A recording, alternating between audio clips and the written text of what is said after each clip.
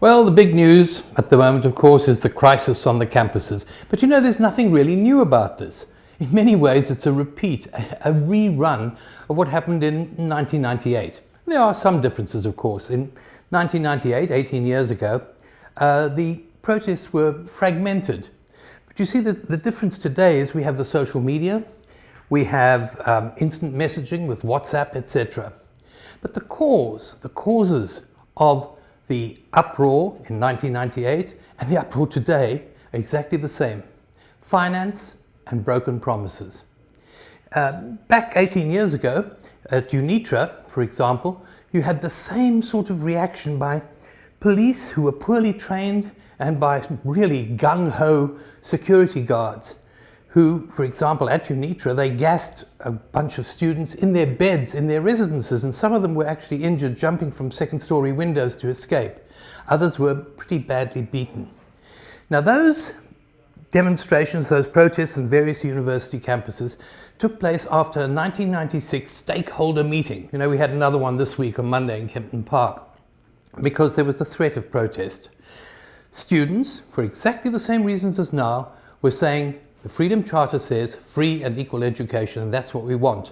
But at the time, there were financial exclusions of academically qualified students, and the students were protesting.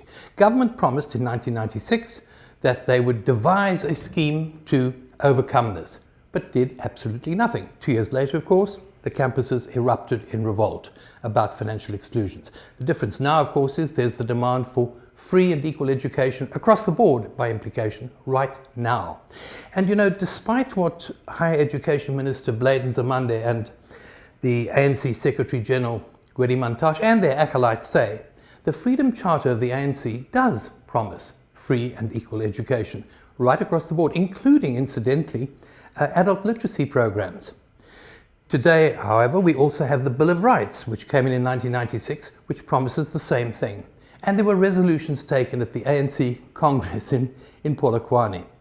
What all this has done is left a simmering rage on the campuses, and it's now burst into the open again.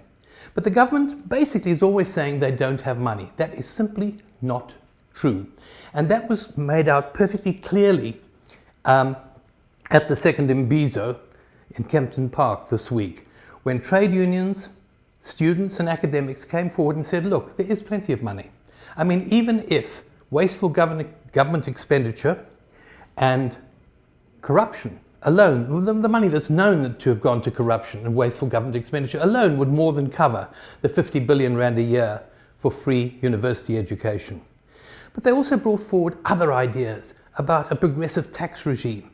In other words, the money is there. The problem is the political will is missing to source it and to allocate it. Now that, in any event, is going to be the focus of my Inside Labour column, which you can access on this platform, Fin24, tomorrow, and which will be available in a version in the City Press business section on Sunday. Now, given what has been written, given what has been said, given what's been seen on television, you must have an opinion, a suggestion, a criticism, whatever. Please send them in to editor@fin24.com. That's editor@fin24.com. We look forward to hearing from you. And for this week, that's all from me. Cheers.